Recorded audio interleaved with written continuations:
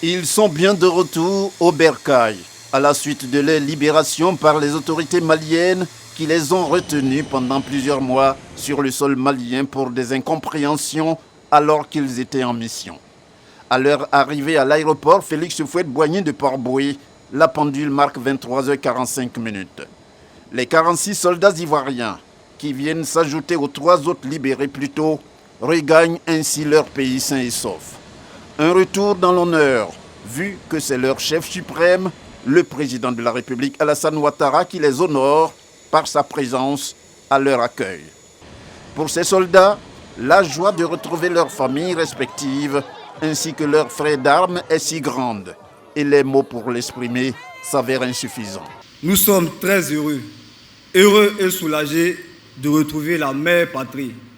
Je voudrais exprimer au nom de tout le groupe notre profonde gratitude pour tout ce qui a été entrepris pour notre retour au Bercail. Nous voudrions adresser nos remerciements à toutes les autorités ivoiriennes, avec à leur tête Son Excellence, Monsieur le Président de la République, chef suprême des armées. Pour le ministre d'État, ministre de la Défense, Téné Birahim Ouattara, c'est un grand moment de retrouvailles. Je suis un homme heureux ce jour. Heureux parce que cela fait bientôt 6 mois que les Ivoiriens étaient dans l'angoisse.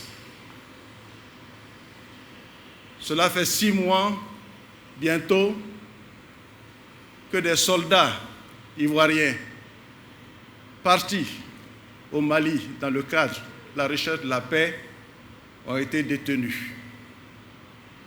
Monsieur le Président de la République, je voudrais, au nom des soldats, au nom des familles, au nom de toutes les populations de Côte d'Ivoire, vous remercier pour la manière avec laquelle vous avez géré ce dossier. Vous avez évité de croiser le fer avec le pays frère du Mali.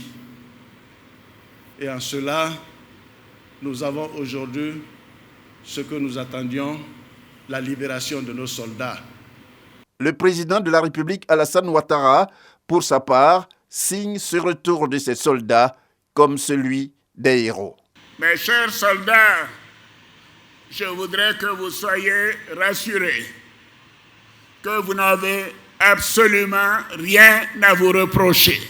Vous étiez allés en mission, c'était d'ailleurs la 8e rotation pour 6 mois. La mission n'a pas été facile, mais vous voilà de retour exactement 6 mois après votre départ de Côte d'Ivoire. Donc, comme vous avez l'occasion de le dire, je dirais mission accomplie. Et bravo à vous.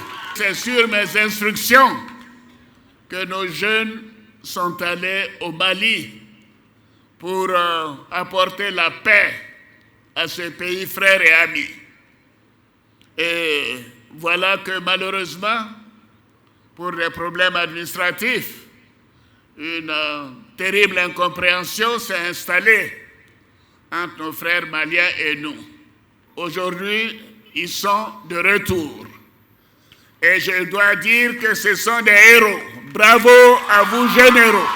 Constant dans sa ligne, en tant que digne héritier de feu le président Félix Houphouët-Boigny, le président Alassane Ouattara salue le dialogue à travers la diplomatie diligentée par l'ONU ainsi que la CEDEAO avec la contribution notable du président togolais Faure Gnassingbé. Je voudrais saluer tout particulièrement mon frère le président Faure Gnassingbé qui s'est totalement dévoué à faire en sorte que nos soldats reviennent à la maison.